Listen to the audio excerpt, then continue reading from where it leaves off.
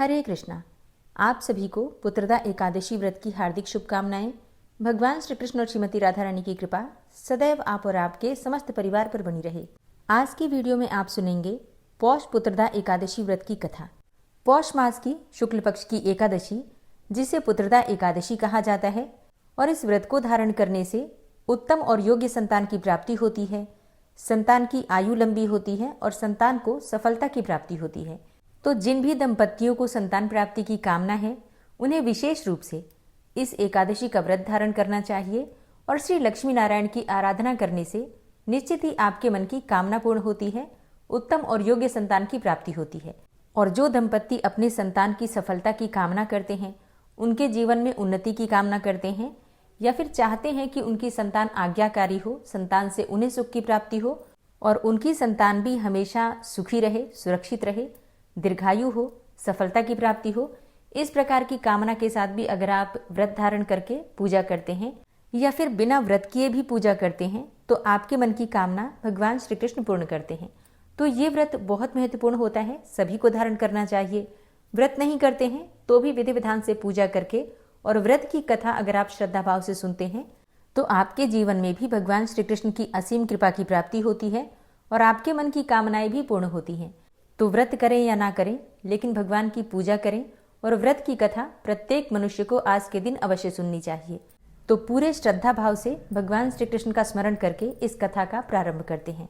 और पारण के शुभ मुहूर्त और पूजा विधि के लिए, विशेष उपाय के लिए वीडियो को अंत तक जरूर देखिए। पौष मास की कृष्ण पक्ष की एकादशी, सफला एकादशी का सारा वृतांत सुनने के बाद महाराज युधिष्ठिर ने भगवान श्री कृष्ण से पूछा, हे भगवान, आपने सफला एकादशी का महात्म्य बताकर बड़ी कृपा की।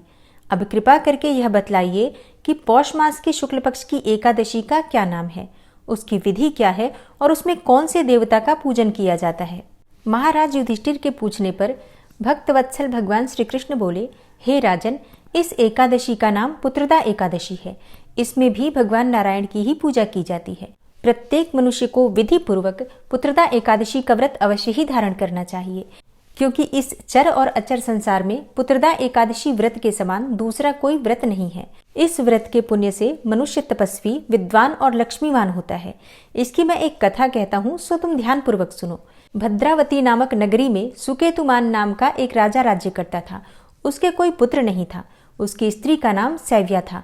वह निपुत्री होने के कारण सदैव ही चिंतित रहा करती थी और राजा के पितर भी रो रो कर पिंड लिया करते थे और सोचा करते थे कि इसके बाद हमको कौन पिंड देगा। राजा को भाई, बांधव, धन, हाथी, घोड़े, राज्य और मंत्री, इन सब में से किसी से भी संतोष नहीं होता था। वह सदैव यही विचार किया करता था कि मेरे मरने के बाद मुझको कौन पिंडदान करेगा। बिना पुत्र के पितरों और देवताओं का ऋण मैं कैसे चुका सकूंगा। जिस घर में पुत्र न हो उस घर में सदैव अंधेरा ही रहता है। इसलिए पुत्र उत्पत्ति के लिए प्रयत्न करना चाहिए। राजा सोचा करता था कि जिस मनुष्य ने पुत्र का मुख देखा है वह धन्य है। ऐसे मनुष्य को इस लोक में यश और परलोक में शांति मिलती है, अर्थात उनके दोनों लोक सुधर जाते हैं। पूर्व जन्म के कर्मों से ही इस जन्म में पुत्र और धन आदि प्राप्त होते हैं। राजा इसी प्रकार दिन रात चिंता में लगा रहता था। एक समय तो राजा ने अपने शरीर को त्याग देने का निश्चय किया, परंतु आत्मघात को महान पाप समझकर उसने ऐसा नहीं किया। एक दिन राजा ऐसा ही विचार करता हुआ अपने घोड़े पर चढ़कर वन को चल दिया तथा पक्षियों और वृक्षों को देखने लगा। उसने देखा कि वन में मृग, व्याघ्र, सूअर, सिंह, बंदर, सर्प आदि सब भ्रमण कर रहे हैं। हाथी अपने बच्चों और हथिनियों के बीच घूम रहा है। इस वन में कहीं तो गीदड़ अपने कर्कश स्वर में बोल रहे हैं, कहीं उल्लू ध्वनि कर रहे हैं। वन के दृश्यों को देखकर राजा सोच विचार में लग गया। इसी प्रकार आधा दिन बीत गया। वह सोचने लगा कि मैंने कई यज्ञ किए, ब्राह्मणों को स्वादिष्ट भोजन से तृप्त किया, फिर भी मुझको दुख प्राप्त हुआ, ऐसा क्यों। राजा प्यास के मारे अत्यंत दुखी हो गया और पानी की तलाश में इधर उधर फिरने लगा। थोड़ी दूरी पर राजा ने एक सरोवर देखा। उस सरोवर में कमल खिले थे तथा सारस, हंस, मगरमच्छ आदि विहार कर रहे थे। उस सरोवर के चारों तरफ मुनियों के आश्रम बने हुए थे। उसी समय राजा के दाहिने अंग फड़कने लगे। राजा शुभ शकुन समझकर घोड़े से उतरकर मुनियों को दंडवत प्रणाम करके बैठ गया। राजा को देखकर मुनियों ने कहा, हे राजन, हम तुमसे अत्यंत प्रसन्न हैं। तुम्हारी क्या इच्छा है सो कहो। राजा ने पूछा, महाराज आप कौन हैं और किस लिए यहाँ आए हैं? हे महाराज, कृपा करके आप अपने विषय में मुझे बतलाइए। मुनि कहने लगे कि हे राजन, आज संतान देने वाली पुत्रदा एकादशी है। हम लोग विश्वदेव हैं और इस सरोवर में स्नान करने के लिए आए हैं। मुनि के वचनों को सुनकर राजा कहने लगा कि हे महाराज, मेरे भी कोई संतान नहीं है। यदि आप मुझ पर प्रसन्न हैं तो मुझे भी एक पुत्र का वरदान दीजिए। मुनि बोले, हे राजन, आज पौष मास की शुक्ल पक्ष की पुत्रदा एकादशी है। आप अवश्य ही इस एकादशी का व्रत करें तो भगवान की कृपा से अवश्य ही आपके घर में पुत्र होगा। मुनि के वचनों को सुनकर राजा ने उसी दिन पुत्रदा एकादशी का व्रत किया और द्वादशी को उस व्रत का पारण किया। इसके पश्चात मुनियों को प्रणाम करके महल में वापस आ गया। कुछ समय बीतने के बाद रानी ने गर्भ धारण किया और 9 महीने के पश्चात उसे एक उत्तम पुत्र की प्राप्ति हुई, जो बड़ा होकर अत्यंत वीर, यशस्वी और प्रजापालक चक्रवर्ती सम्राट बना। भगवान श्री कृष्ण बोले, हे राजन, पुत्र प्राप्ति के लिए पुत्रदा एकादशी का व्रत करना चाहिए। इस व्रत के करने वाले यशस्वी और पितृभक्त पुत्र तो पाते ही हैं। इसके महात्म्य का श्रवण करने मात्र से ही मनुष्य को सुंदर संतान और मोक्ष की प्राप्ति होती है। तो प्रेम से बोलिए, जय जय श्री कृष्णा, जय श्री राधे। 11 माता की कथा। एक समय की बात है, एक राज्य में एक राजा रहा करता था। राजा बहुत ही बुद्धिमान था और बलशाली भी था। राजा सदैव अपनी प्रजा का बहुत अच्छे से ध्यान भी रखता था और उस राज्य की प्रजा भी राजा को बहुत पसंद करती थी। राजा की 2 बेटियां थीं। राजा अपनी दोनों बेटियों से बहुत प्रेम करते थे। राजा की छोटी बेटी देखने में बहुत सुंदर थी और आकर्षक भी थी। राजा की बड़ी बेटी छोटी बेटी के मुकाबले थोड़ा कम सुंदर थी। राजा की जो छोटी बेटी थी वो 11 माता की पूजा किया करती थी और वो स्वभाव से भी बहुत अच्छी थी। तो सभी लोग जो राज्य के थे वो राजा की छोटी बेटी से बहुत प्रेम करते थे और उसकी बहुत प्रशंसा भी किया करते थे। सिर्फ प्रजा ही नहीं बल्कि राजा भी अपनी छोटी बेटी को बहुत अधिक प्रेम करते थे। मतलब अपनी बड़ी बेटी से छोटी बेटी को अधिक प्रेम करते थे, जिस कारण से राजा की जो बड़ी बेटी थी उसे अपनी ही छोटी बहन से बहुत नफरत होने लगी थी। राजा की दोनों बेटियां जब बड़ी हो गईं, तब एक पड़ोस राज्य में रहने वाला राजकुमार राजा की बड़ी बेटी के लिए रिश्ता लेकर आया। लेकिन जैसे ही उस राजकुमार की नज़र राजा की छोटी बेटी पर पड़ी तो वो राजकुमार राजा की छोटी बेटी पर आकर्षित हो गया और उससे पहली ही नज़र में प्रेम कर बैठा। और फिर उस राजकुमार ने राजा की बड़ी बेटी के साथ विवाह करने से मना कर दिया और उसने राजा से कहा कि मैं तो आपकी छोटी बेटी से विवाह करना चाहता हूँ। इसके बाद राजा की जो बड़ी बेटी थी ये सब देखकर अपनी छोटी बहन से बहुत क्रोधित हो गई और राजा की बड़ी बेटी ने अपनी छोटी बहन को ही अपना सबसे बड़ा दुश्मन मान लिया। और फिर राजा की बड़ी बेटी ने अपनी ही छोटी बहन से बदला लेने का निर्णय ले लिया, जिसके लिए उसने अपनी छोटी बहन को जान से मारने का प्लान बनाया। राजा की बड़ी बेटी ने अपनी छोटी बहन को मारने के लिए सबसे पहले एक लड्डू में जहर मिलाकर अपनी ही छोटी बहन को दे दिया और उसको लड्डू खाने के लिए कहा। लेकिन लड्डू खाने के बाद भी छोटी बहन को कुछ नहीं हुआ। बड़ी बहन ये सब देखकर बहुत आश्चर्यचकित हो गई, लेकिन बड़ी बहन ने हार नहीं मानी, बल्कि उसने अपनी छोटी बहन को मारने के लिए एक और उपाय सोचा। और फिर उसने जब रात में छोटी बहन अपने कमरे में सो रही थी तब एक मटके में सांप रखकर उसी के कमरे में छोड़ दिया। लेकिन सांप भी छोटी बहन का कुछ नहीं कर पाया। जिसके बाद बड़ी बहन ने अपनी छोटी बहन से कहा कि चलो हम लोग कुएं से पानी भर कर लाते हैं। और इसके लिए वह अपनी छोटी बहन को पानी भरने के बहाने से कुएं के पास ले गई और उसने अपनी छोटी बहन को कुएं में धक्का दे दिया। लेकिन छोटी बहन को तब भी कुछ नहीं हुआ, क्योंकि हर समय 11 माता उसकी रक्षा कर रही थी। और उधर बड़ी बहन अपने सारे प्रयासों के बावजूद भी असफल हो रही थी, जिससे कि वो बहुत क्रोधित होती जा रही थी। फिर उसने अपनी छोटी बहन के पास जाकर उससे खुद ही पूछा कि मेरी प्यारी छोटी बहन, क्या तुमको पता है कि भगवान ने सबकी मृत्यु एक निश्चित समय पर लिखी हुई है और कैसे तुम्हारी मृत्यु होगी, क्या ये तुम जानती हो? तब छोटी बहन ने अपनी बड़ी बहन को बताया कि हाँ, मैं तो जानती हूँ कि मेरी मृत्यु कैसे होगी। अब छोटी बहन से ये सुनकर बड़ी बहन मन ही मन बहुत प्रसन्न होने लगी और उसने अपनी छोटी बहन से कहा कि तुम मुझे अपनी मृत्यु का राज तो बताओ। छोटी बहन ने अपनी बड़ी बहन से कहा कि मेरी मृत्यु तो एक तोते में है, जो तोते के गले में एक हार है, उससे मेरी मृत्यु होगी। जब कोई भी व्यक्ति उस तोते को मारकर वो हार अपने गले में पहनेगा तो मैं मूर्छित हो जाऊंगी, और जैसे ही उस हार को अपने गले से उतारेगा तो मैं वापस से जीवित हो जाऊंगी। अपनी छोटी बहन की मृत्यु का राज जानकर बड़ी बहन बहुत ही खुश हो गई और उसने अपनी छोटी बहन को मारने के लिए उसके पालतू तोते को ढूंढना शुरू कर दिया। और छोटी बहन को इस बात का आभास हो गया था कि कोई उसकी जान लेना चाहता है, जिसके लिए वो अपने पिताजी के पास गई, मतलब राजा के पास गई, और उसने अपने पिताजी से कहा कि पिताजी, मेरी मृत्यु के बाद आप मुझे जलाइएगा मत, बल्कि आप मुझे अपनी पुरानी हवेली में एक पलंग में लिटाकर छोड़ दीजिएगा। अपनी छोटी लड़की की ये बातें सुनकर राजा बहुत आश्चर्यचकित हो गए। राजा ने अपनी छोटी बेटी से पूछा कि बेटी, तुम ये क्या कह रही हो? तब राजा की छोटी बेटी ने बताया कि पिताजी, समय किसी के लिए नहीं रुका है, कब क्या हो जाए किसी को कुछ पता नहीं है। फिर राजा ने अपनी छोटी बेटी से कहा कि तुम ऐसी बातें क्यों कर रही हो? 2-3 दिन में तो तुम्हारा विवाह होने वाला है। लेकिन छोटी बेटी ने अपने पिताजी को ऐसा करने पर मजबूर कर दिया और उनसे वचन ले लिया। फिर राजा ने भी अपनी छोटी बेटी की बात स्वीकार कर ली और 2-3 दिनों के बाद जब शादी का समय आया तब राजकुमार बारात लेकर राजा के घर आया और राजकुमार और राजा की छोटी बेटी का विवाह शुरू हो गया। जैसे ही राजा की छोटी बेटी राजकुमार के साथ फेरे लेना शुरू करती है तो उसकी बड़ी बहन अपनी छोटी बहन के कमरे में जाकर उसके पालतू तोते को पकड़ लेती है और फिर उसको जान से मार देती है। तोते के गले में जो हार था उसको अपने गले में धारण कर लेती है। अब जैसे ही बड़ी बहन उस हार को अपने गले में धारण करती है तो उधर छोटी बहन, जो कि 3.5 ही फेरे ले पाती है, और वहीं पर बेहोश होकर गिर जाती है। इसके बाद राजा ने बड़े बड़े वैद्य और हकीमों को बुलवाया और अपनी छोटी बेटी का इलाज करने के लिए कहा। राजा की बात सुनकर वैद्य ने छोटी बेटी को जब चेक किया तो राजा को बताया कि आपकी जो बेटी है ना तो वो जीवित है और ना ही वो मरी हुई है। ये मैं ऐसा पहली बार देख रहा हूँ। फिर राजा ने वैद्य और हकीम को ये बात बाहर बताने से मना कर दिया और उनको कहा कि अगर तुमने ये बात किसी को भी बाहर बताई तो हम तुम्हें फांसी दे देंगे।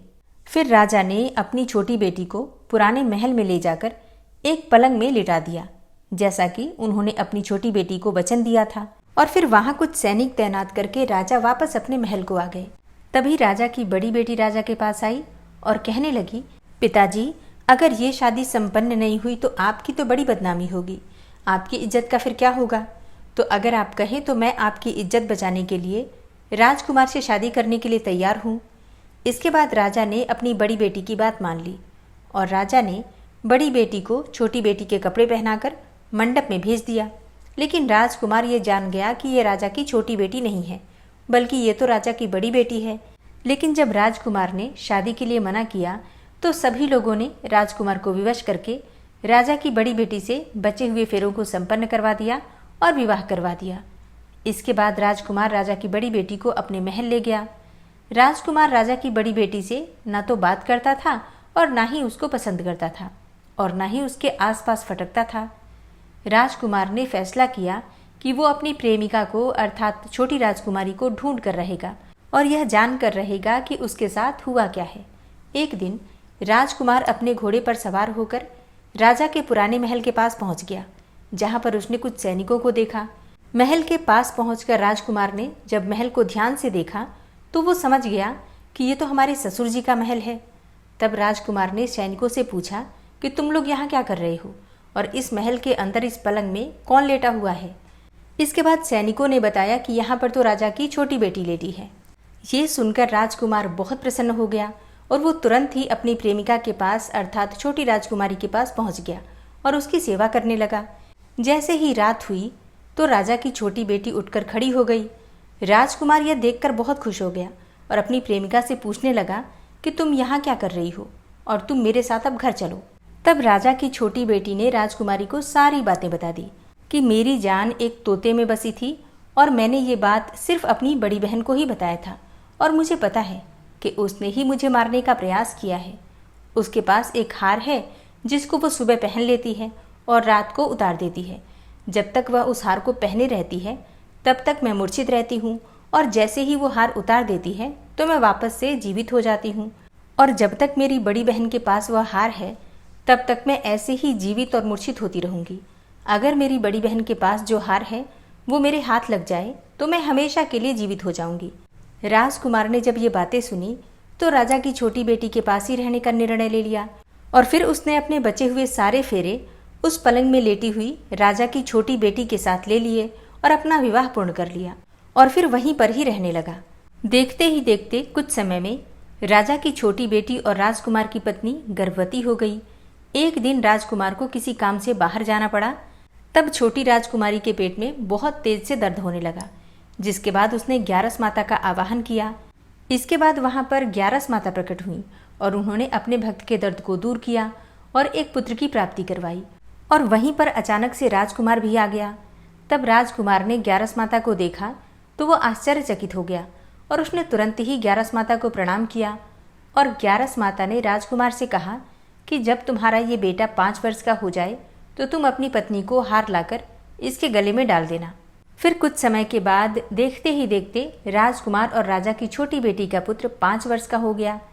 तो राजकुमार अपने बेटे से बोला कि बेटा, मैं कुछ काम से बाहर जा रहा हूँ, तुम अपनी माता का ध्यान रखना।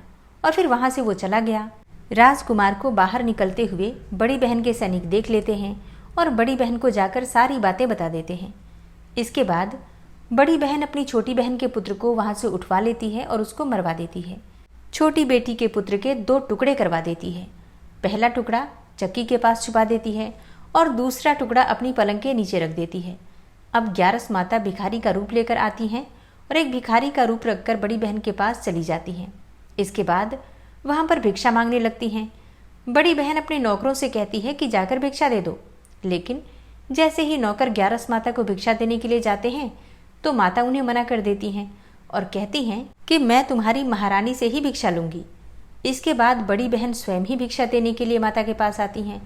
तब माता एक बिल्ली का रूप लेकर उसके कमरे में जाती हैं और वहाँ पर छोटी बेटी के पुत्र के जो 2 टुकड़े होते हैं उन्हें आपस में जोड़ देती हैं और फिर उस पुत्र को जीवित करके वहाँ से लेकर चली जाती हैं। फिर कुछ दिनों के बाद राजकुमार अपने बेटे को लेकर बड़ी राजकुमारी के पास जाता है। राजकुमारी उस बच्चे को देखकर आश्चर्यचकित हो जाती है, लेकिन राजकुमार के सामने कोई भी बात प्रकट नहीं करती है। राजकुमार कहता है कि तुम इस बच्चे का अच्छे से ध्यान रखना। अगर तुम इस बच्चे का अच्छे से ध्यान रखोगी तो मैं तुमसे बात करूंगा। अब एक दिन राजकुमार अपने बच्चे से कहता है कि तुम बड़ी राजकुमारी के पास जाकर उनसे उनके गले का हार मांग लो। इसके बाद राजकुमार का लड़का अपनी मम्मी के पास अर्थात बड़ी राजकुमारी के पास जाकर कहता है, मम्मी, मुझे तुम्हारा हार चाहिए जो तुमने गले में पहन रखा है। अब ये सुनकर पहले तो बड़ी बहन अर्थात बड़ी राजकुमारी बहुत क्रोधित होती है, परंतु उसको याद आता है कि राजकुमार ने कहा था कि अगर मैं इस बच्चे का ध्यान अच्छे से रखूंगी तो ही वो मुझसे बात करेंगे। इसलिए वो उस बच्चे को उस हार को दे देती है और तुरंत ही वो बच्चा उस हार को लेकर जाता है और अपने पिताजी को अर्थात राजकुमार को दे देता है। और तभी राजकुमार अपने बेटे को लेकर वहाँ से जाने लगता है और फिर बड़ी राजकुमारी से कहता है कि तुम हमारे लिए खाना बनाकर रखना, मैं शाम को आकर तुम्हारे साथ खाना खाऊंगा। और वो अपने बेटे को लेकर वहाँ से चला जाता है। इसके बाद वो राजा के पास जाता है और उनको सारी बातें बता देता है। राजा अपनी बड़ी बेटी की ऐसी करतूत सुनकर बहुत क्रोधित होते हैं और अपनी परवरिश पर ही दोष देने लगते हैं और राजकुमार को अपनी छोटी बेटी के साथ रहने के लिए आदेश दे देते हैं। ग्यारस माता की कृपा से राजकुमार और राजा की छोटी बेटी अपने बच्चे के साथ बहुत ही प्रेम से सुखपूर्वक अपना जीवन बिताते हैं। हे ग्यारस माता, जैसे आपने राजा की छोटी बेटी पर कृपा करी वैसे ही हम सब पर भी करना। कहानी कहने वाले, सुनने वाले और हुंकारा भरने वाले सब पर अपनी कृपा बनाए रखना। तो प्रेम से बोलिए ग्यारस माता की जय। और अब सच्चे मन से ठाकुर जी की आरती करते हैं। मन में बसा कर तेरी मूर्ति, उतारूं मैं गिरधर तेरी आरती। मन में बसा कर तेरी मूर्ति, उतारूं मैं गिरधर तेरी आरती। करुणा करो कष्ट हरो ज्ञान दो भगवन, भव में फंसी नाव मेरी तार दो भगवन। करुणा करो कष्ट हरो ज्ञान दो भगवन, भव में फंसी नाव मेरी तार दो भगवन। दर्द की दवा तुम्हारे पास है, जिंदगी दया की है भीख मांगती। मन में बसा कर तेरी मूर्ति, उतारूं मैं गिरधर तेरी आरती। मांगू तुझसे क्या मैं यही सोचूं भगवन, जिंदगी जब तेरे नाम कर दी अर्पण। मांगू तुझसे क्या मैं यही सोचूं भगवन, जिंदगी जब तेरे नाम कर दी है अर्पण। सब कुछ तेरा कुछ नहीं मेरा, चिंता है तुझको प्रभु संसार की। मन में बसा कर तेरी मूर्ति, उतारूं मैं गिरधर तेरी आरती। वेद तेरी महिमा गाए संत करे ध्यान, नारद गुण गान करे छेड़े वीणा तान। वेद तेरी महिमा गाए संत करे ध्यान, नारद गुण गान करे छेड़े वीणा तान। भक्त तेरे द्वार करते हैं पुकार, दास हम सभी तेरी गाएं आरती। मन में बसा कर तेरी मूर्ति, उतारूं मैं गिरधर तेरी आरती। मन में बसा कर तेरी मूर्ति, उतारूं मैं गिरधर तेरी आरती। उतारूं मैं गिरधर तेरी आरती, उतारूं मैं गिरधर तेरी आरती, उतारूं मैं गिरधर तेरी आरती। तो प्रेम से जयकारा लगाइए। युगल जोड़ी सरकार की जय, तुलसा महारानी की जय, सभी श्रोता भक्तों की जय, आज के आनंद की जय। जय जय श्री कृष्णा, जय श्री राधे।